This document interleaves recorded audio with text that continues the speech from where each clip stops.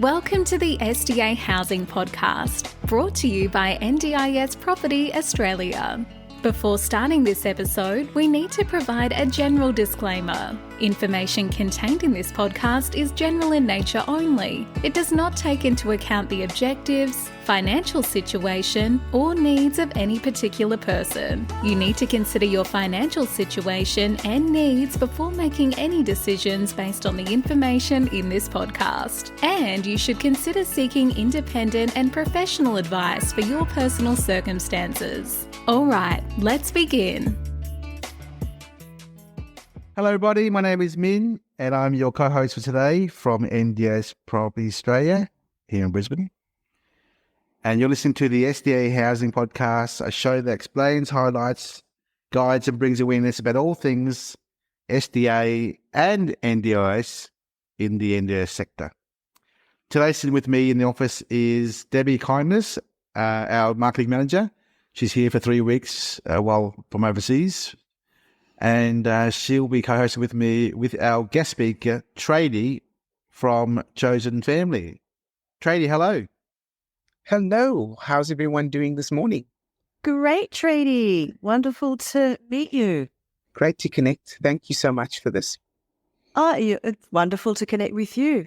Now, Traidy, we understand that you have a still business, a non-registered NDIS still business called Chosen Family. Tell us a little bit about yourself. Thank you. Yes, so Chosen Family is an organization that's currently launched in Sydney, mainly in Western Sydney. We provide a community-centric ecosystem with services that mostly are multicultural, flexible, and enriching to all. So one of the main things that we're seeing in our community is that services aren't very holistic and multicultural, and so our desire is to create platforms of equality, inclusion, and belonging. Fantastic. Okay, so you're a relatively new startup, I believe. How long have you been going? Oh, we've only been going for 2 months, but we've definitely seen there's a massive appetite for the services we provide. I think one of the things that makes us stand out as well is we provide inclusive services and training, so especially for the LGBTQ community. Right, fantastic. So what's your background coming into this business? So I initially started out in law in South Africa and then came to Australia and requalified, but then went into foster care and adoption. Then did some youth work, domestic violence, kind of did a bit of a tour of the community services sector, and then landed back in disability again, and found my love and passion for it. Oh my God, that is amazing. So how long have you been in Sydney? So I've been in Sydney for 5.5 years, going on 6 years soon. Wonderful. That is amazing. I love your accent. My husband is also a lawyer from South Africa.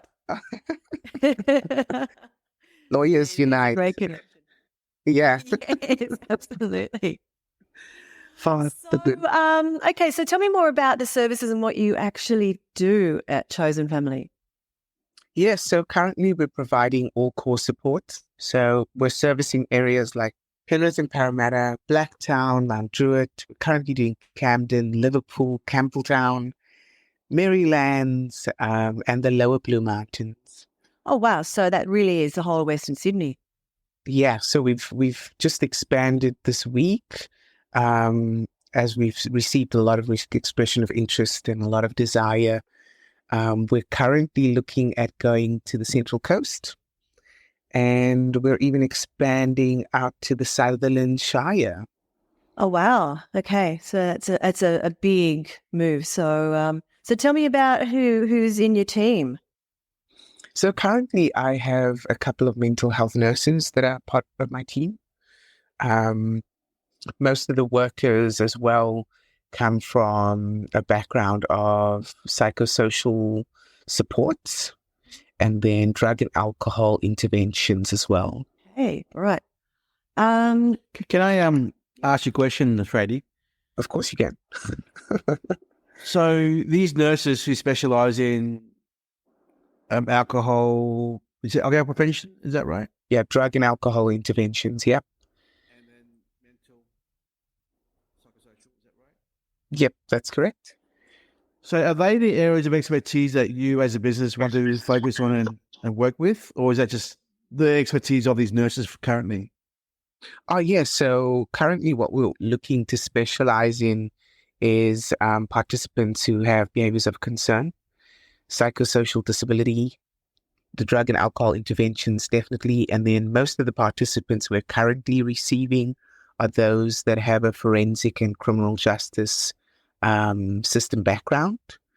And a large majority of the participants we're currently supporting are those that are part of the LGBTIQ community.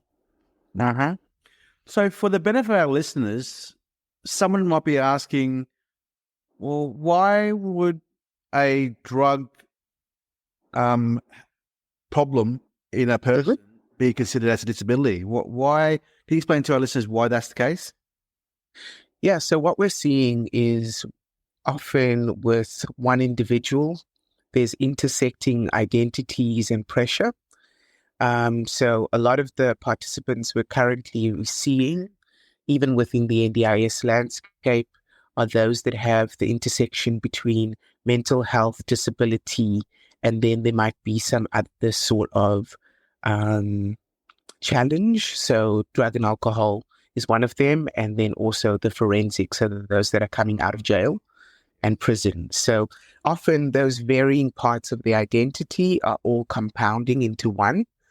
And so we're trying to provide that holistic support instead of just trying to sort out or assist them with their disability.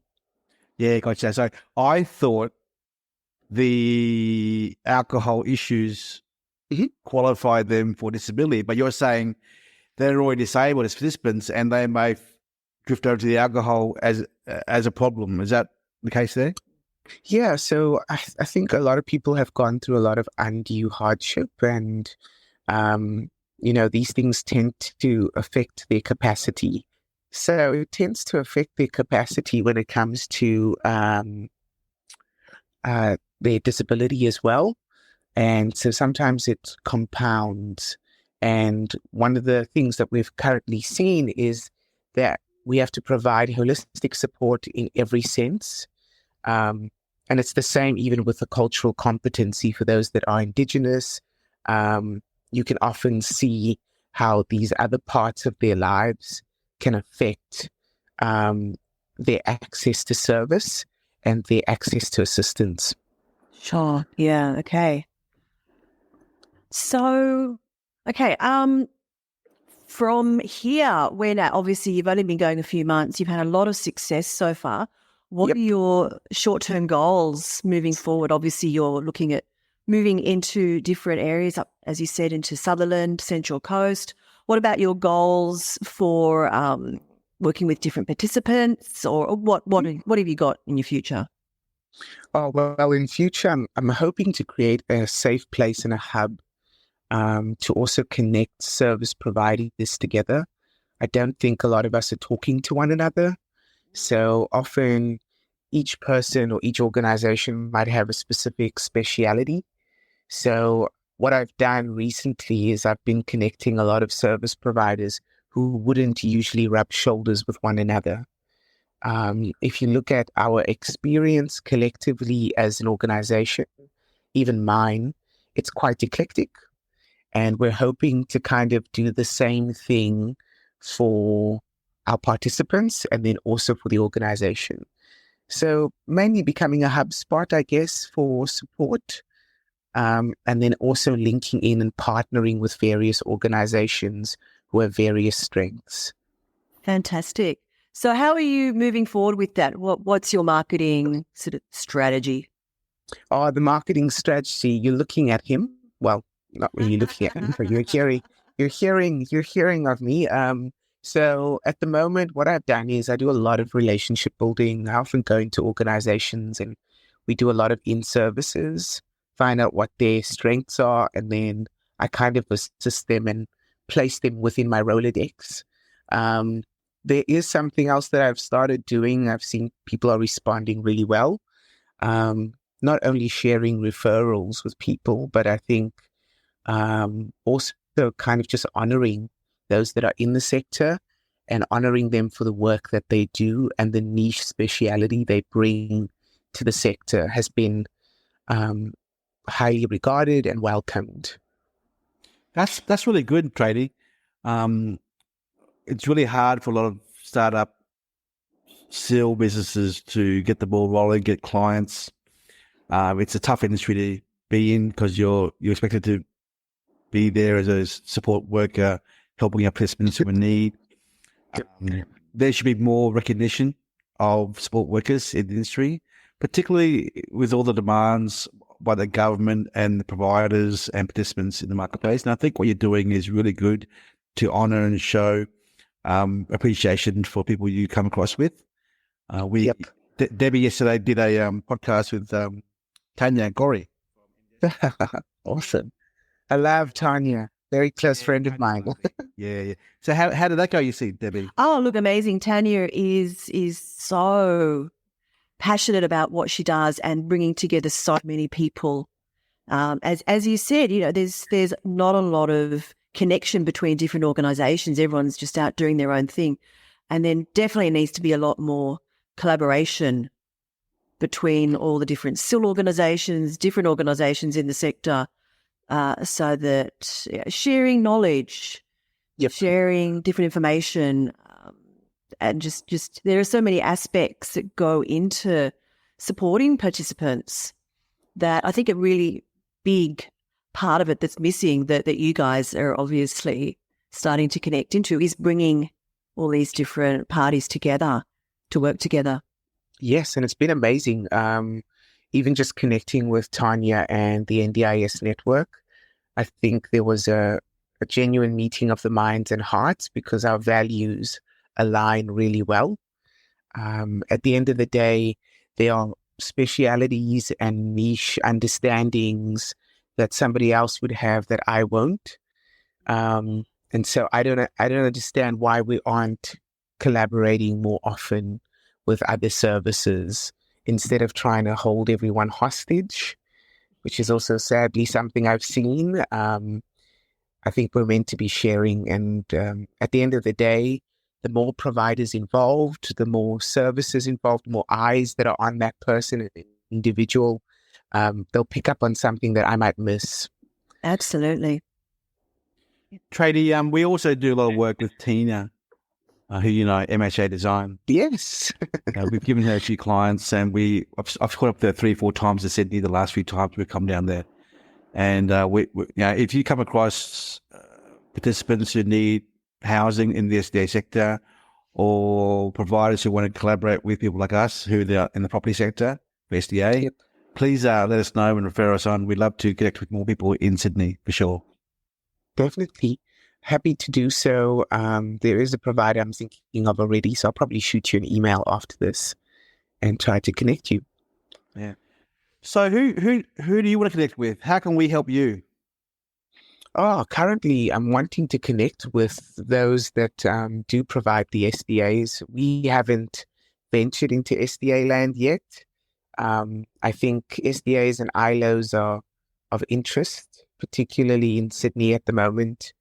There is a growing tiredness or weariness of SIL. We've also seen the NDIS isn't really providing SIL offerings as much as they used to within participants' plans.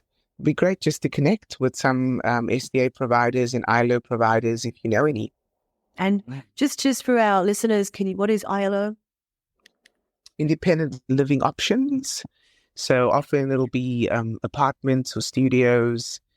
We have seen that most people, to build their independence or tolerance of community and being out in the community, we're seeing in a lot of their plans that people want to live alone or they want to live in a studio or maybe a 2-bedroom apartment instead of your usual accommodation home.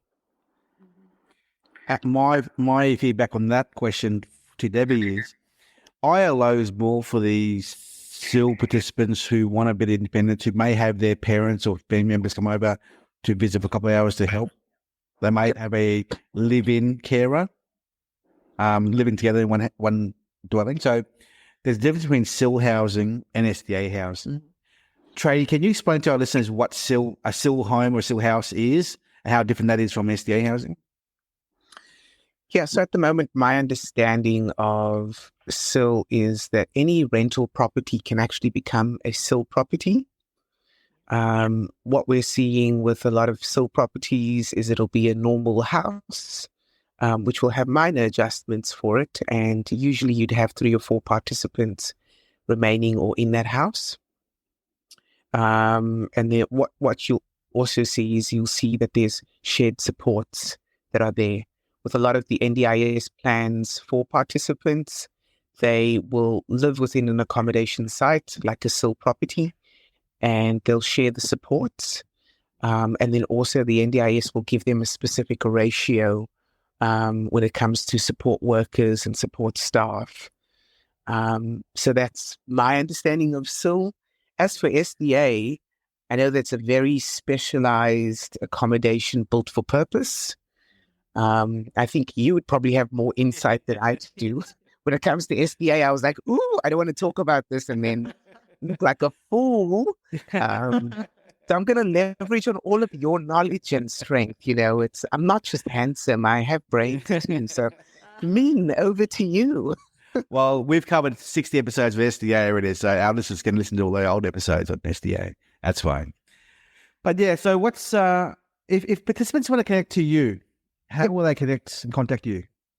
Oh gosh, we're on every social media platform. Currently, we have a website, we have Instagram, Facebook, LinkedIn. Most people have plugged in and connected with me personally. So if you check our website out, what's your website? chosen.family. So that's our website. So most people do www.chosen.family. Yes. So there's no .org or .au. We decided to do that on purpose just so that people can connect with us, but also so that we're memorable. And then there's all the other social media platforms that you can, reach us on. Currently, most people are linking to me. And if you check our website, my personal mobile number is there. We don't believe in office numbers because sometimes people need to reach us at really interesting hours of the morning or evening. Any final words of advice from you to participants who may be in a situation they're not happy with? How do they get out of it? What are their options? I mean, you've seen some stories out there, I'm sure, as a support worker. Yep. And some shocking stories, I'm sure. So any words of advice from you to participants out there? Yeah, I think just from my experience, both as an advocate, a support worker, and a manager, I would say you need to talk to your support coordinator. You need to be very clear on what your goals are and how you'd like the practicalities of that to eventuate and come forth. I think you need to be very clear as well on the hours of support that you require. And then when it comes to options, I think it's great that we have so much competition within the NDIS provider landscape. There's always someone that could meet your cultural competency or whether it's your identity. Yeah, I just think there's so much out there for participants right now. And you can always just touch base. And nothing prevents people as well from going on Google.